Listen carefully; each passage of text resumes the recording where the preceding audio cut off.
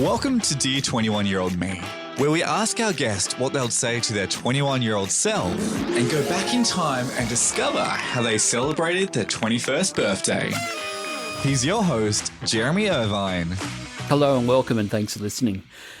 Imagine what it's like to perform week after week in front of tens of thousands of people in person and hundreds of thousands of people on TV. Imagine the dedication to do this, all the while holding a full-time job. And imagine your decisions being dissected by the media and the public, poured over by TV panel shows, and also not knowing where you'll be spending your weekends until but days before. Well, our guest today did this for many years as an AFL umpire. It's not something he'd necessarily planned on becoming, but as we'll hear, once determined, he gave it everything. But before we meet our guest, Stuart Wenn, let's go back in time to the year 1990 to find out what was happening that year when Stuart was turning 21. We were listening to John Farnham's Chain Reaction, which held the ARIA #1 album spot for 5 weeks. Other top-selling albums were Jimmy Barnes, The 12th Man, Madonna, and Milli Vanilli. In politics, Margaret Thatcher is replaced as Conservative Party leader by John Major. And in the US, George H.W. Bush, that was the dad, is US President. Back here in Australia, John Cain resigns as Premier of Victoria and is replaced by the state's first female Premier, Joan Kirner.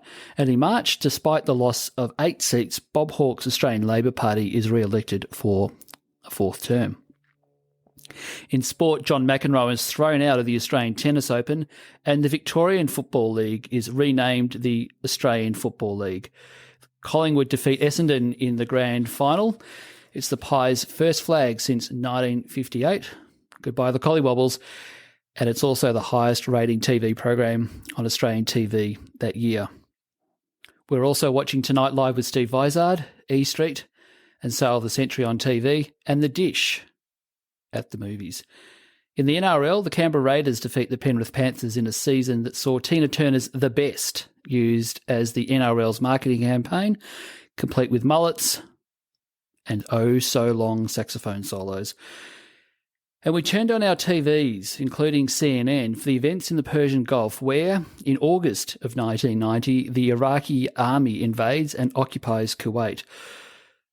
Operation Desert Shield lasts from August 1990 to January 1991 and is then followed by Operation Desert Storm. And Australia commits a mainly naval force. It is the year 1990. It's our year 1990 when our guest, Stuart Wenn, turned 21. Welcome, Stuart. Thanks, Jeremy. Great to be here. You heard the introduction about when we stepped back into all those things that were happening in 1990. What do you remember about that year? What were some of the big events that impacted you? And how were you feeling about life when you were turning 21?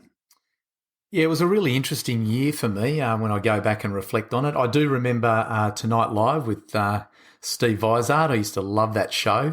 It was kind of groundbreaking in Australia, even though it was obviously a spin-off of a US, the Letterman program in the US. But the year itself for me was an interesting one. I was in the final year of a science degree, having decided probably 2 years previously that I didn't want to have a career in science, which was an interesting time. But I'd been convinced by my mother in first year to, just go through the process, get the degree, you've come this far. And look, I stuck with it. And so I was in the final year of a science degree and wasn't really sure what I was going to do next. And I'd sort of been channeled into science and math science at school because I was told to keep my options open. And by doing a straight math science program at school, the thinking at the time was, if you do that, you can always go back and do humanities and other things. So it's probably something I'll talk a little bit more about, later, something I reflected on as my life went through. But career-wise, I wasn't really sure where I was going. I was working part-time in the recreation industry. I've always had a love of sport. And so I was teaching swimming and doing pool lifeguarding and those sort of things, and that was putting petrol in the car and allowing me to live the uni lifestyle. And I was also umpiring senior football at that stage, so senior metropolitan football in the Eastern Suburban Churches Football Association, which is now part of Southern League. And I was, what I sort of fondly recall, being 4 years into a 7-year plan, I had to make the AFL senior list, which, again, I'll probably talk a little bit later as we go through a bit more about that, but I had this vision of a 7-year plan. There was no science or rationale to it. It was just something I came up with, and this happened to be year 4 of that plan. And I also remember back that in February of that year, I'd just come off a three-peat with the Melbourne University water ski team. We'd won the InterVarsity Championships in 88, 89 and 1990, and I was part of those 3 winning teams. And we were respected by the other unis, but everyone wanted to knock us off, and had a lot of fun doing that. And I was actually the tournament director for the Australian University Water Ski Championships that year in Deniliquin in February of that year. But hearing the intro, it was interesting when you mentioned the Gulf War and Operation Desert Shield and then Operation Desert Storm. And might sound a bit strange today, but I do vividly recall that when Australia's involvement was announced, I can remember having conversations immediately with my family about the possibility of being a 21-year-old in Australia who had significant experience in military cadets at school and had been an officer in that program and all those sort of things that, if this got serious, people of my age with my experience might be called upon to get involved. And I suppose my memories of that time also was that, the Vietnam War wasn't that much earlier.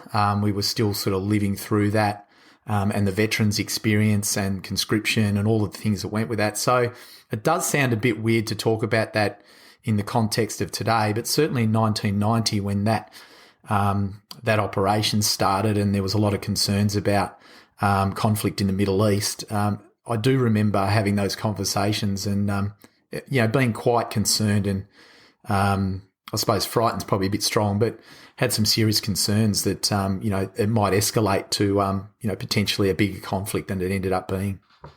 7-year plan, is it something that, Dad and Mum sat you down with and went, well, hang on, son, what are you going to be doing with your life? I mean, or was it like, okay, this is a bit of a plan, looking at the blokes maybe a bit older than me at uni, here's what I want to think about. Was it, the footy? How'd you get into the footy?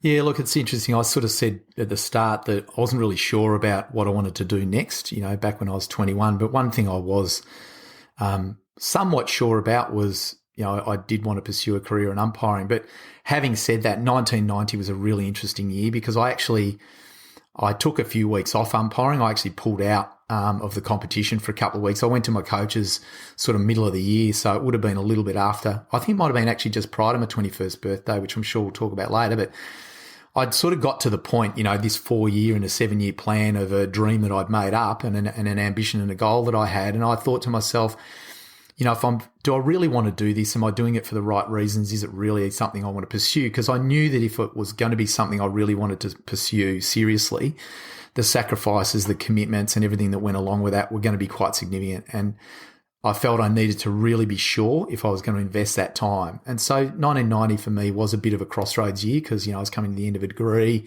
and I had that moment. I took a few weeks off. I spoke to my coaches and said that's what I wanted to do. And they were really supportive. And long story short, I came back and made the decision to pursue it. And it was quite interesting because in that year, the AFL, the way it used to work, or the VFL as it was then emerging into the AFL, used to send out talent scouts and they used to watch you umpire games and they'd do critiques on you. And, they obviously went around the whole country doing that. And then a number of young emerging umpires would be invited to trial or come down to the state league or the VSFL as it was back then, and the sub-elite competition, and then progress to the AFL eventually, but if you're good enough. And I got invited down that year to have a conversation with the AFL, and they interviewed me and basically said, look, we like what we see, but we did hear about the fact that you took some time off this year and we want you to be really sure. So they said, we're not going to give you an opportunity to come down and work your way through the state league next year. We'd like you to go back and have another year. And if you continue to perform, let's see what happens. So, I eventually what was that like? down. I mean, you had a bit of a plan. Oh, look, it didn't impact the 7-year plan that I had. It was only year 4, but it was, I like the honesty, to be honest. And I, as now someone who's been involved in in list management and in selection onto the AFL list in a role that I've had in the last couple of years.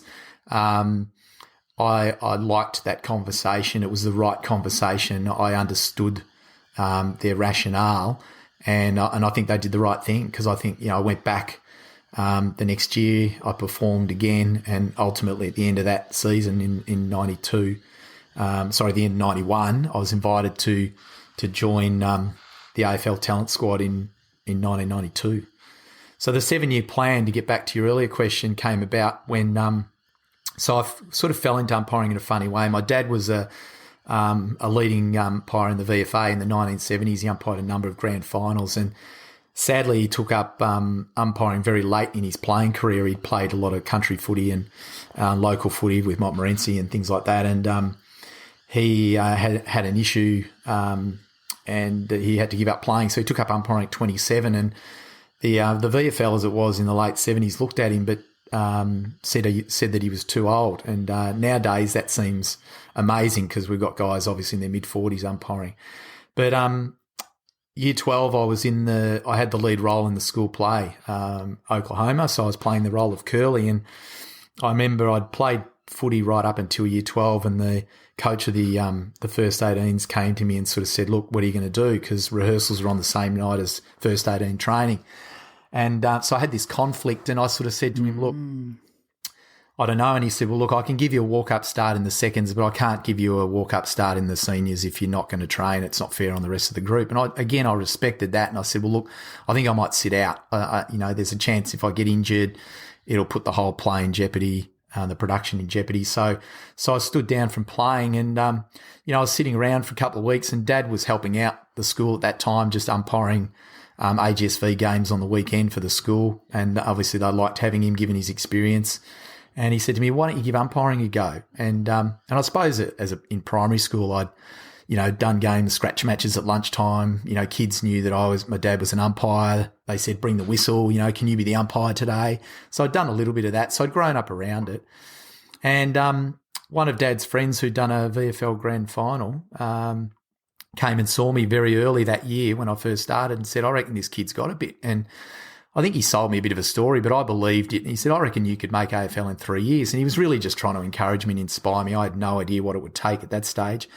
And then I sort of set this 7-year plan of 2 years in junior footy, 2 years in senior footy, 3 years on the AFL development squads, moving through the ranks through to the AFL reserves and the VFA as it was then, and then ultimately on the AFL list. And by chance, at the end of that 7th year, I was invited in 1995 to join the AFL senior list.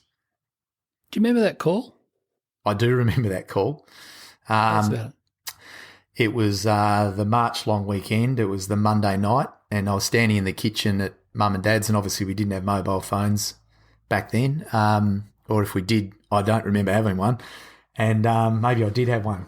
No, I would have probably, but anyway, David Levins, the coach at the time, rang the home phone because I was living at home at that stage, and he said David had a very unique style, and he sort of wouldn't say much, and then he'd pause, and he sort of said, I'm just ringing to let you know you're on the AFL list. And I must have reacted with some sort of emotional, sort of expression. I don't think I said anything. I just must have sighed or said something or, gasped. And he said, you sound really surprised. And I said to him, well, to be honest, David, I am. And he said, well, why is that? Why are you surprised? And I said, well, I didn't umpire the AFL Reserves Grand Final last year. So normally, the guys that did the grand final the previous year were a pretty good chance of being selected on the AFL list. And I umpired the preliminary final, but I didn't get the grand final. And he said, well, that doesn't matter. And I said, oh, well, I would have thought, because I didn't do the grand final, that they would have got on ahead of me. And he said, well, we look for different things at the AFL than perhaps they do, in the VFA and AFL reserves. And I went, well, that makes sense. And so, then I realised that, he felt I deserved to be there. And I guess, 20 years later, I was still running around on AFL grounds. I think that's a good list management pick. Well, I'd like to think so. I did. I never. Dad would have been over the moon, though. You would have. And we'll come to that. But I haven't seen your father in about 40 years, but I suspect you would have put the phone down. What did you turn around to Mum and Dad? Guess what, Dad? I think they got a sense of what was going on because they could overhear the phone call. You know, the call was in the kitchen, and so they could tell from the conversation. You know, I could see the smiles on the dials, and you know, they were obviously really excited. I think Dad was really, really pleased. Obviously, would have loved to have had that opportunity himself, but was really rapt to see that I was given that opportunity. Tell us about your 21st birthday celebrations. On the night, the weekend, what you did, where was it, how many people went? What were you doing on the weekend? You know, were you getting ready for the party, Mum and Dad's? What was Stuart Wenn doing? Yeah, well, I remember I was fortunate that my birthday, my actual 21st birthday, fell on a Saturday. So that made it easy in terms of having my 21st birthday party on the actual day of my birthday, being a Saturday night.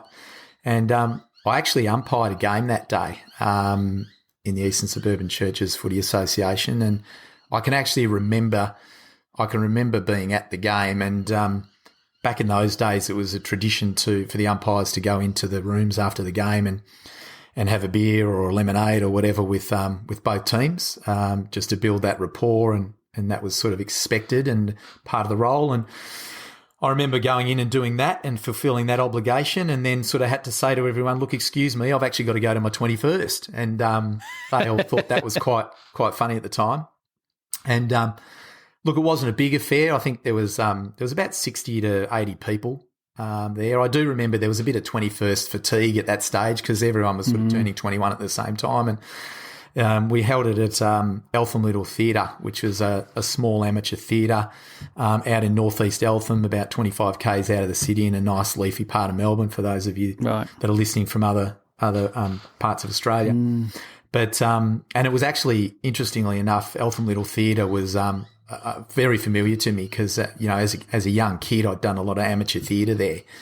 So it was a kind of a nice way to sort of spend my 21st on the board, so to speak, of where I'd sort of been in theatre as a child.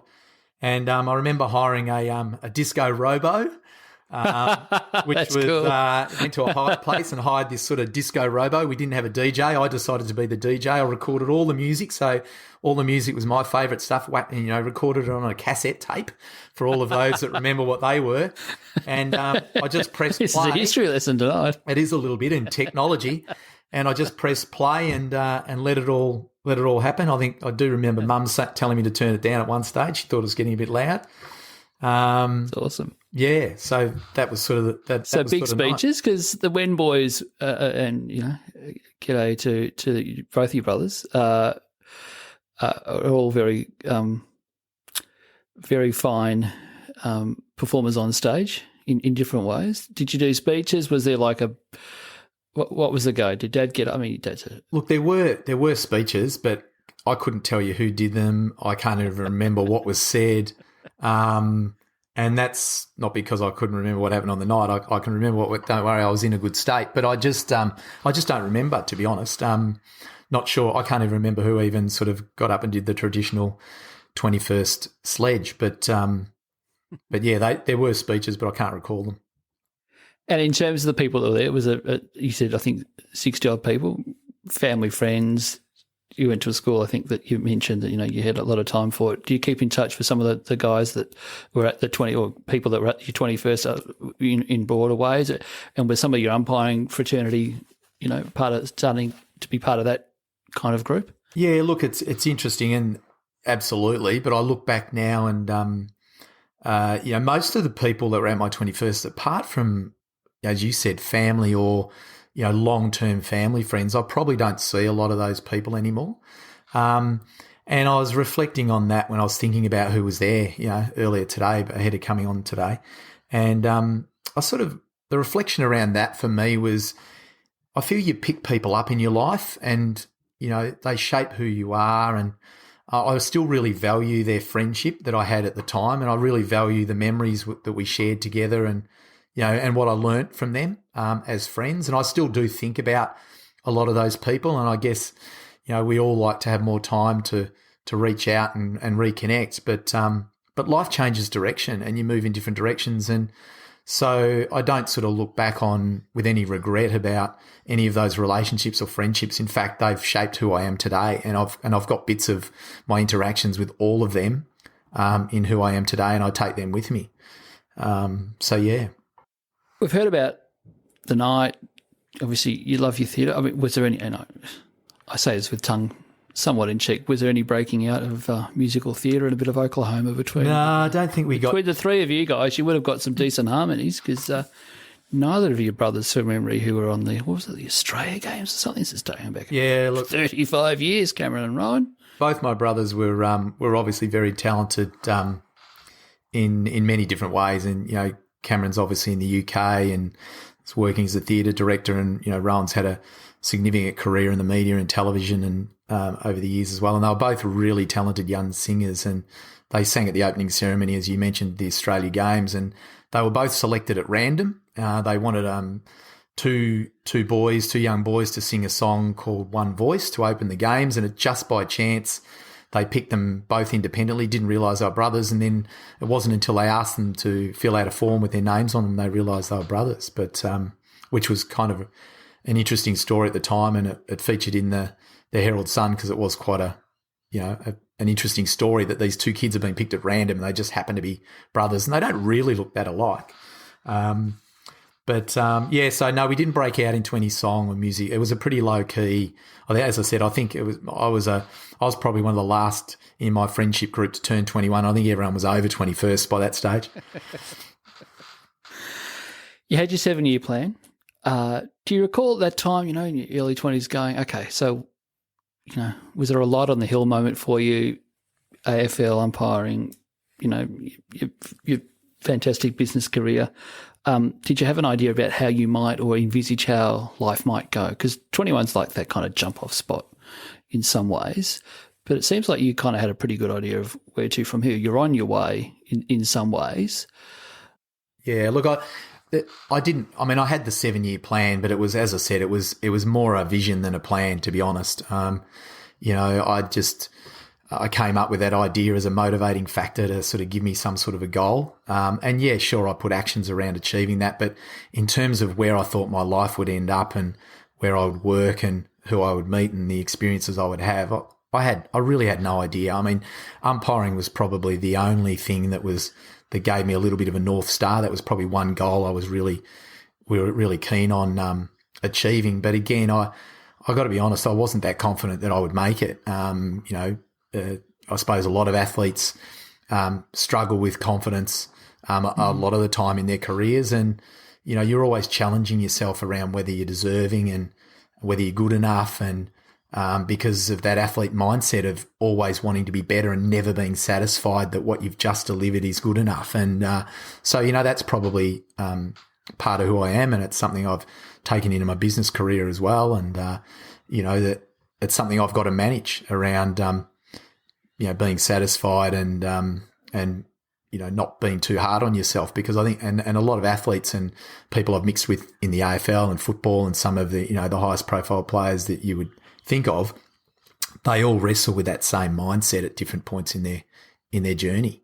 But that was probably how do you balance that as a professional athlete? And you're doing, for those potentially people outside, so the AFL states Victoria, what did training? So you're on the AFL list. Yeah. What was a week for you looking like? Because what we see on the footy is, the umpires walk onto the ground, the ball gets bounced off, they go at halftime, whatever, and, thanks very much.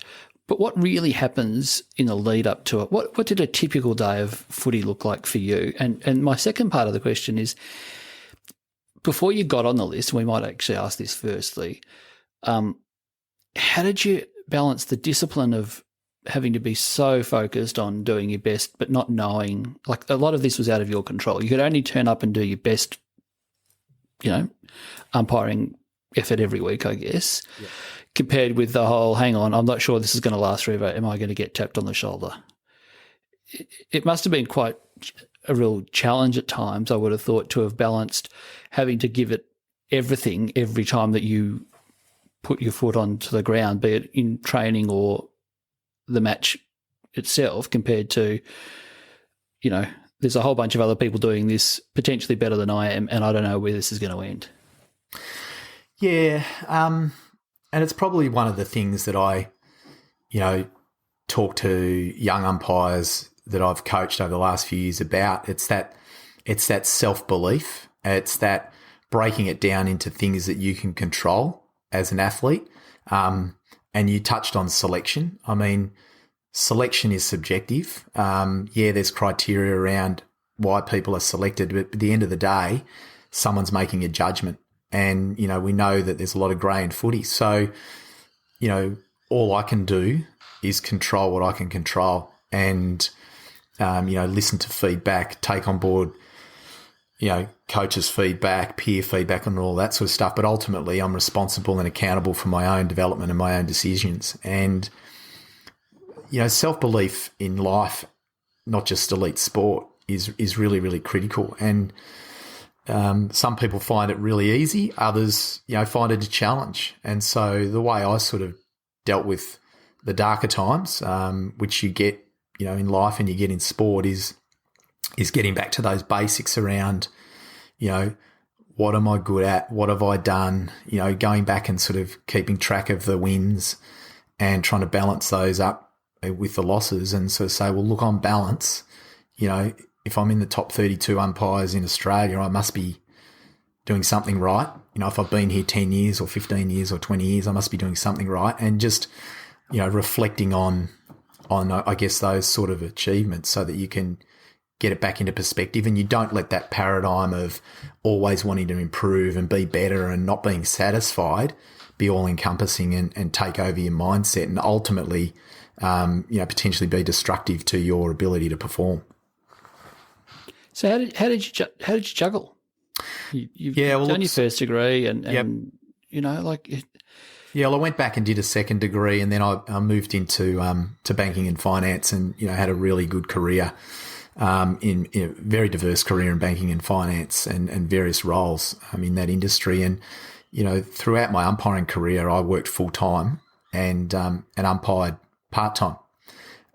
So, you said, well, what does a day look like and what does a week look like? I used to talk about the 7-day cycle. And it really was a 7-day cycle where you'd sort of have the game and then you'd debrief immediately after the game with your coaches, and then you'd go away, and the next day you'd rehab, and then you'd review the game on video, and then you'd do a review of yourself, and then they'd do a review of you, and they'd watch the game back on video, and then the two reviews would come together, and then you'd have a coaching session, and then you'd obviously be training, 5 or 6 days a week. Generally, I'd train 5 days a week and then have the day prior to the game off, physically and mentally, and then just do the game, and then the cycle would start again. And obviously, with the way football emerged over that period, there were games Thursdays, Sundays, Mondays, all over the place. So, you'd have 5-day breaks, 6-day breaks, 7-day breaks. And unlike the players, we didn't know until a Monday night what we were doing that week. So, you might find out on a Monday night that you got a Friday night game in Perth. So you've got to leave work Thursday, fly over Thursday night. So it was quite disruptive and challenging to manage all that. So you needed a really good employer that was really supportive, which I was fortunate to have. I worked for the NAB for all of my umpiring career, and it turned out in the end they were a major sponsor, which helped. But they were really supportive, amazing people, leaders or bosses as well, who understood what umpiring did for me as a person, but they also understood what I brought because of that experience back to my corporate roles. How were you able to switch off at work and not think about football, but bring, as you just rightly noted, the best of the kind of people management skills and the discipline and the intense focus, I guess, that you've got to have throughout 2 hours of a football game into work? How do you manage that mentally every week? I'm not sure that of the tactic I used specifically, but I sort of have these little mantras, I suppose, that I use for myself. And one of the mantras that I used around that concept you're talking about was, when I'm at work, I'm at work. When I'm at home, I'm at home. When I'm at training, I'm at training. And when I'm at footy, I'm at footy. And I've encouraged, young umpires that I've been working with to do the same thing, and to really focus on, what you're working on in that moment, be it family time, work time, training time, so that you can bring your best self to that particular moment, that particular task. And look, that seemed to just work pretty well for me, just having that kind of mantra and focusing that way. And I guess the way I used to remove distractions is, often with family, they'd want to start talking about the game, and I'd just sort of shut it down, politely, and say, look, this is family time for me. I understand you want to talk about it. I really don't want to talk about it right now. And the same at work. Monday morning you go to work and everyone would grab you around the kitchen coffee machine and want to debrief everything they'd seen on the weekend across all 9 games. And, people that got to know me realised that probably I was actually at work and I didn't really want to necessarily, that wasn't the time and the place. And so people were quite respectful after a while. And in fact, I'd worked with people at NAB for 5 years who one day came up to me and said, "Oh my God, I never realised you were an AFL umpire," which, because it wasn't something it wasn't that I was trying to hide it. It was just that right. When I was at work, and I didn't really talk footy or publicise the fact that that's what I did. Were you a football fan throughout your career? Oh, I love the game. I still love the game. And I guess, that's what I say to a lot of young kids when I was doing development work for the AFL, going around the country promoting the game. I'd often say to kids, there's no better seat in the house, than being an umpire. Not all of us can play the game, but, all of us have an opportunity to umpire the game. And, it was just a great opportunity and I loved every minute of it. And it was my way to be an athlete as well, and be involved in sport on the actual field, in the cut and thrust of all of that. That was my way of being involved. So when you're on the field, you're there to do the job. You're there to, you want to, when you were umpiring, there were 3 field umpires. Is that right? Did you ever have that moment you go, oh, gee, you just saw, I don't know, who was playing at the top of their game? I don't know. Ablett Junior, I don't know. You would have umpired some fantastic teams, be they Geelong, Hawthorn, whoever, Hawthorn probably in their prime.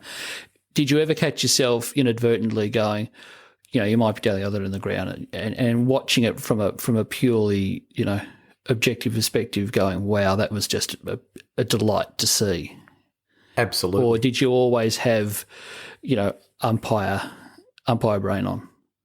No, look, you were obviously concentrating, but there were certainly moments where, you went, wow, that's amazing. And those sort of moments were generally when you were in what I call flow, when you're just in the zone, everything's just happening around you, you're umpiring really well, and, everything's easy and everything feels easy, and then you can kind of just really appreciate what's going on and obviously those spectacular moments. And, I was privileged to umpire Gary Ablett Senior and Gary Ablett Junior over the course of my career, and that's when I knew I'd been in the game a long time. When you start, that's pretty cool. Well, there was probably a number of players whose sons were playing at the end of my career, and I went, gee, I've been here a while. Right. But players like that, and there's plenty of others, and I won't name them because I don't want to leave, out of respect for the ones I'll obviously leave out. But absolutely, and that's why I said it's the best seat in the house. What better place to view the stars of our game perform? The flip side to that is the scrutiny.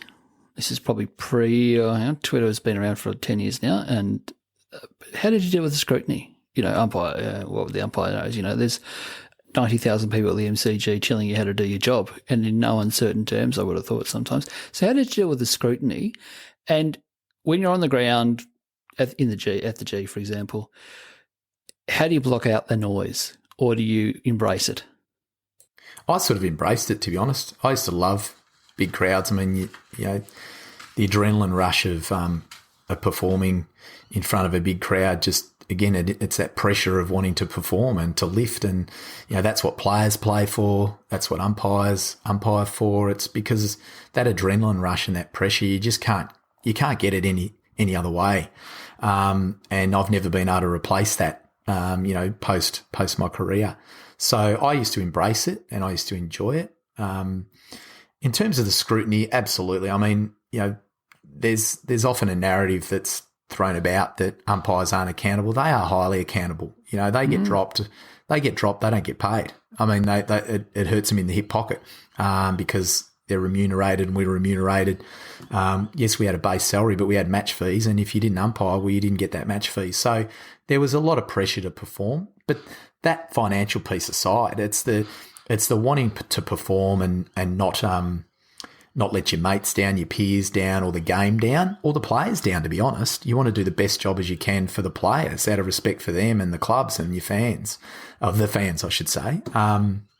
So, yeah, the scrutiny at times was tough, but I never took it personally and realised that footy's a passionate game and people will have opinions. And, you know, I can remember one example where, you know, there was a game in Perth, Freo Dockers versus West Coast, you know, the Western Derby or Derby, as they like to call it.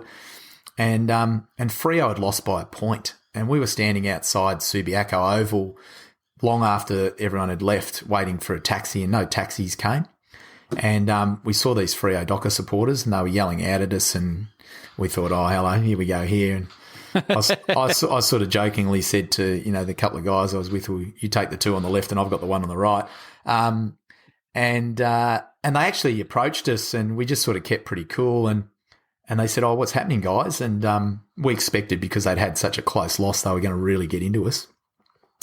And we said, oh, we're just struggling to get a lift. And they said, oh, we're in the cheer squad and we've got a bus. Do you want to come with us? So we got on the Freo, we got on the Freo Dockers cheer squad bus.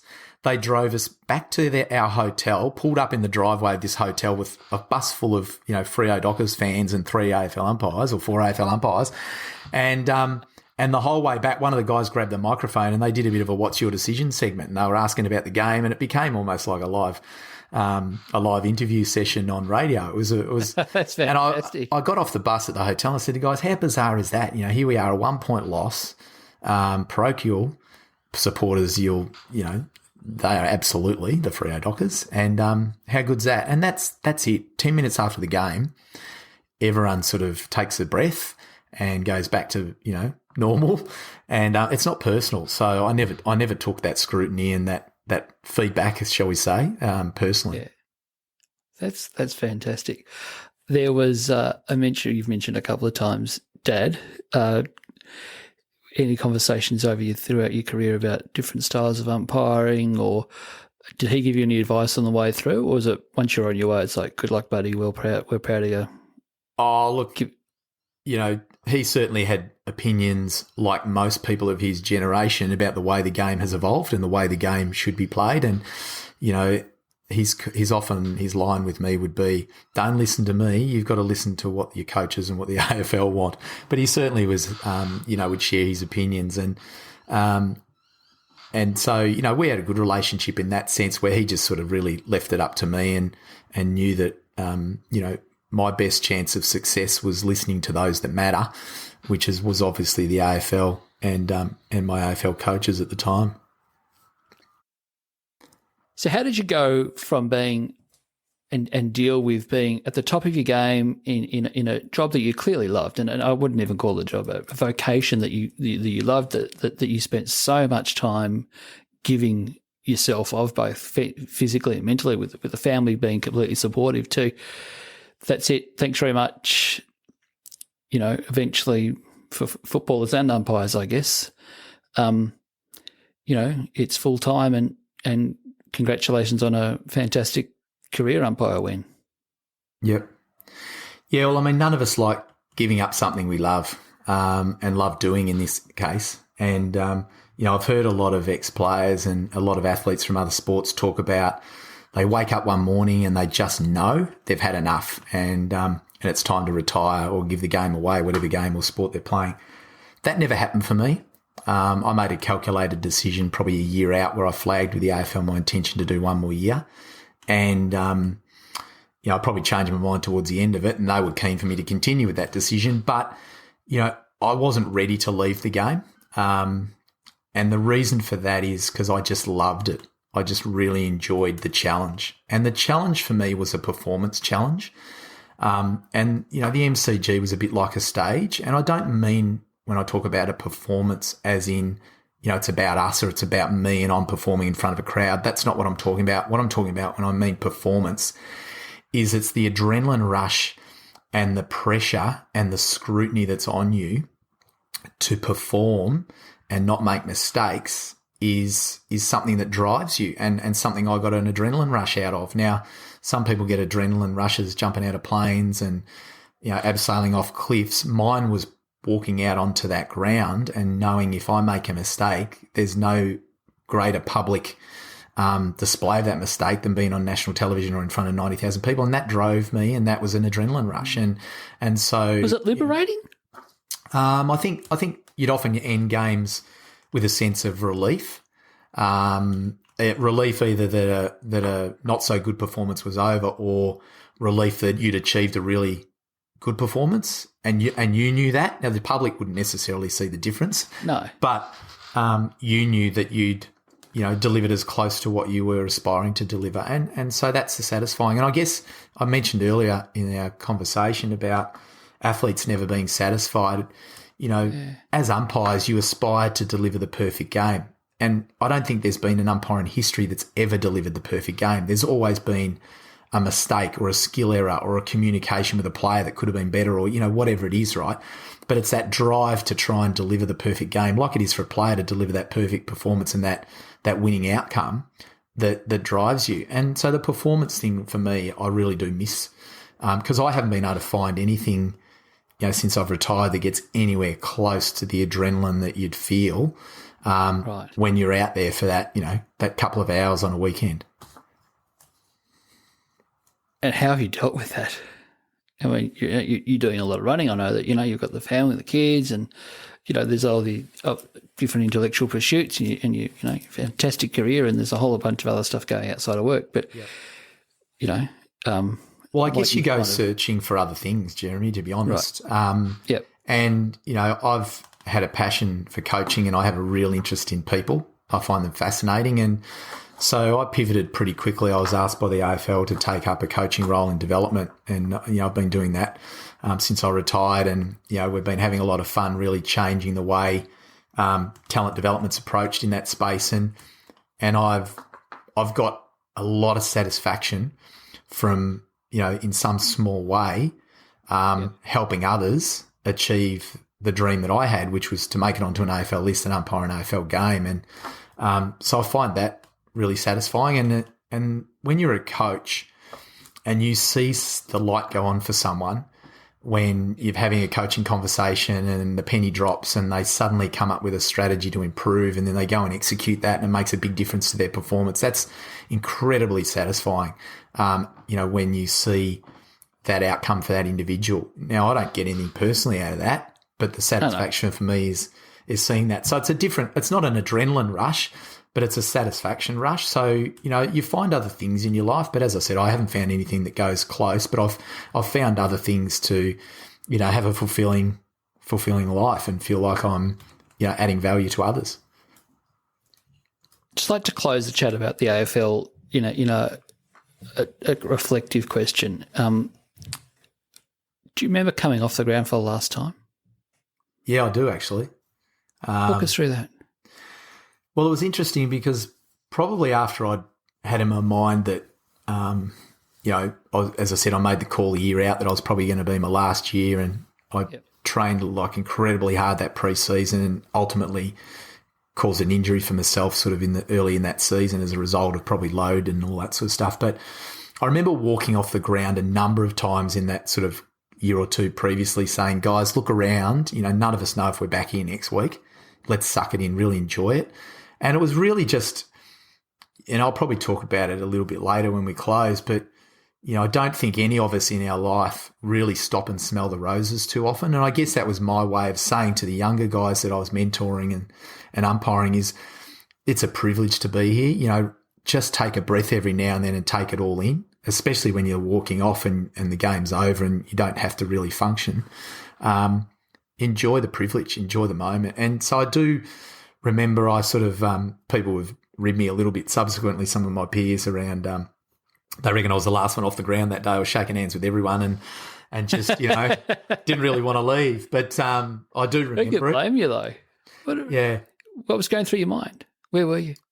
I was at the MCG. It was a funny story about that. It was Carlton Essendon. It was round 22 or 23, whatever the last round was in 2014. And I came off the ground. It was a draw. And I came off the ground and I happened to say to a guy who was sort of the honorary statistician of the AFL, I said, I can't believe it. 341 games and I've only umpired one draw and it happens to be in my last game. Isn't that incredible? Anyway, he shot me an email on the Monday and go, mate, you umpired 3 draws over your career. What are you talking about? And here they are. And I'd forgotten. I don't even remember the 2 other draws. So, you know, that was kind of weird. Did you stop, look around? I mean, it is the ultimate sporting coliseum of Australia, arguably, isn't it? Pinch yourself and go, right, not too bad. You know, you've come a long way from running around not being disrespectful, the Eastern Suburban Churches League at 20 not much. Yeah, look, absolutely. I took it in and I still visit the ground and obviously go and watch as a spectator now, be it cricket or football, and still sort of look around in awe around, you know, that used to be my workplace. That used to be my home. And as I said, it's a privilege, and I still pinch myself today. I mean, you don't think everyone says this, but you don't think you're going to do one game, let alone, you know, over 300 and you know, be involved at the elite level for 20 years. How many umpires have umpired as many more games than you? I should have checked up AFL stats before I came. Well, when I finished, I was number 10 on the all-time list, but I think now there's been a number go past me. I think I'm about 17 or 18 now, so there's been a number catch me in the last sort of 6 or 7 years. But, yeah, I mean, you know, if you had said when I started, would you do 300 games, you'd go, you're dreaming. And a lot of that's got to do with your decision. Has that a lot of that got to do with your decision and the conversation, incidental as it may have been back in the mid-late 80s with Dad, and going, well, hang on, I want to have a go. I want to have a crack at this theatre show at school. Oh. And your coach potentially saying to you, you know. Well, when you think about sliding door moments, you know, I wanted to play football, was never going to make it as a player at the AFL, didn't really have a burning ambition to umpire, and it was just that conversation with the first 18 coach at Ivanhoe Grammar that meant that I didn't play, and then the subsequent conversation, that second sliding door moment where Dad said, why don't you come and earn a few bucks umpiring at school, and the school supported it, and then, you know, the rest is history. I had people around me that encouraged me and supported me, and had some terrific coaches coming through the system, and, you know, was fortunate. So if that coach hadn't been so team-focused, yeah, well, you may have played. A lot of other coaches, I suspect, at AGSV or AGS level, wherever, it doesn't matter what school we're at or what level of footy we're playing, I guess would have gone, well, hang on, you know, I won't worry about it, buddy. You know, we need you on the ground. So he's made a values call, which 30 years later has, to an extent, kind of opened that door for you. And then the conversation with your dad about, you know, and the musical ability, which clearly has gone through the family. It's just struck me listening to your story going, wow, like talk about monumental pivots that had the conversation either not happened or gone a different way. I know, you know, you've been umpiring, I don't do that again. I don't, you know, how many teenage boys would have turned around to their fathers and gone, well, I don't want to be anything like you. Well, it's funny. You aren't like that. I'm looking forward to mine not hopefully doing that one day. Well, I do remember saying as a kid, or, you know, around that time, you know, when kids grow up, they say, Daddy's a fireman, I want to be a fireman, or, you know, Mummy's a nurse, I want to be a nurse, or Daddy's an umpire, I want to be an umpire. I mean, it wasn't, as you said, it wasn't a conscious decision. It was really a sliding door moment where an opportunity opened up itself. And it was interesting. I've been reading a book recently called The Power Within by John Newcombe and Michael Duff. You know, John Newcombe, obviously the famous Australian multiple Grand Slam winner tennis player. And there's a quote in the book where Michael Duff talks about exploring the tributaries because you can always go back to the river. And I think that's probably a really key learning where, you know, you go through life and opportunities present themselves and none of us know when they'll happen and what they'll be, but be open-minded to those opportunities and take a chance, take a risk, explore them, because you can always come back to the main plan. and be at the river. And it was something that sort of really resonated with me. And it's something, I've chatted to my kids about in the last couple of weeks about when, some of them are starting to get some pretty amazing opportunities presented to them. And I'm going, well, what do you got to lose? Take a risk. You can always come back to what your plan was, but explore the tributaries along the way and see where they take you. And I think that's a great segue into some of the last questions. So what would 21-year-old Stu say to Stuart 30-something years later? Yeah, it's an interesting one. I'm not really sure what 21-year-old Stu would say to Stu now, but because I'm not really sure I can exactly remember my mindset at that moment, but probably something like, it's not over yet, keep going. I'd like to think so. I'm a firm believer in, again, a little mantra that I often use is none of us are finished products, and, we've always got more to learn and more to experience. So, hopefully I'm walking this earth for a little bit longer, and I get to experience, different tributaries, in the years ahead as well. Coming back to 21-year-old you, do you ever think, geez, you're going to have to be doing a lot of running? No. It would have been such a discipline. It never crossed my mind. The thing that I don't get is that how many 21-year-olds would have actually had the discipline to do what you did, to even get on the, Eastern Suburban Footy League, whatever it's called, churches back then, to not only do it, but then to do it well and go, well, that's not enough. And then I want to learn more. And I want to push myself more. Yeah. And there's no guarantees all the way through. What I've been hearing about you tonight and the conversations, and again, I mean, we've been getting a masterclass. I've been getting a masterclass from you the last couple of months about discipline and leadership. And the thing that strikes me about you, and I know that, you and I haven't seen each other since we were, not even teenagers back in the dim dark 80s, was what struck me about you is you hadn't really changed. That here was a guy that just got on with it and did it. Was humble, and it struck me as not a surprise when I used to watch you on the footy going, oh, I remember that guy. And then you're doing this, and then you're doing that, and then you're on the AFL website talking about what it was like to be an AFL umpire. And then I looked at you on LinkedIn, geez, you haven't kind of just, sat on your bum for the last 30 years and done nothing. So how did you get that discipline every time to go out and go, it's like the swimmers, they just have this kind of black line mentality of, like here's Shana Jack recently saying, I've been found guilty of 4 years and now, but the only thing she wanted to do was get back in that blasted pool. So where did that motivation come from? That's a great question. Because it served you well. Yeah, look, it's a great question, and I don't really know because I was never pushed. I was absolutely supported, but I was never pushed. And I mean that, from a family perspective, from a coaching perspective, people often, and I guess it came from within. And I think for a lot of people, it just comes within, and it's not always there. I mean, we all have moments, right? As I said earlier, but I have been driven, and I used to love pre-seasons, and most guys that I know you laughed, right? Because most of the guys that I trained with hated pre-season. I used to love pre-season because I loved pushing myself as hard as I could to see what I could achieve, personally. How hard can my body absorb this punishment? Is that part of the rush? Yeah, I think it is. It's part of the challenge, and life's a challenge, right? We've seen that with the pandemic. We've all had to adapt. Life's a challenge. It's not easy, and I guess athletes try and find ways to continue to push and improve and not accept the status quo. And I guess that's a little bit of my makeup, and I don't know where it's come from, but it just is what it is. Brilliant. I was going to ask the next question, but I think you've kind of already answered it in some way, and that is if you had your time over again, what key learnings would you share?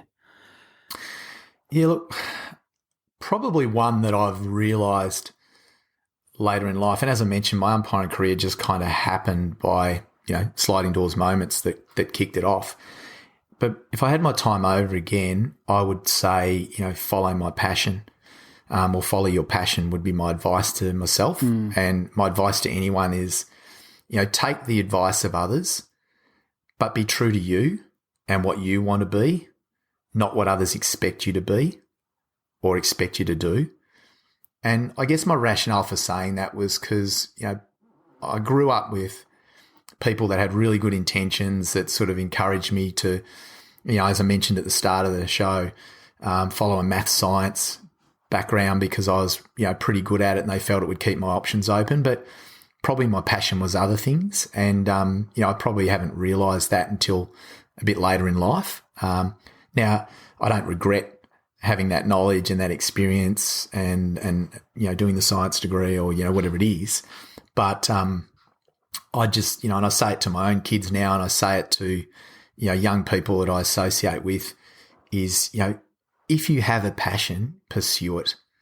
Doesn't matter if it doesn't make you a lot of money. If it's what makes you happy and what you enjoy and it adds and makes a difference to the world and it adds value to others, go at it 100%. You can always do what others want you to do whenever that happens. There's plenty of time for that. Absolutely. So last question. In a couple of sentences, and to finish off, and again, I cannot thank you enough for your time, both in the lead up to this chat tonight and for tonight. What would the Stuart of 2021 say to 21-year-old Stuart?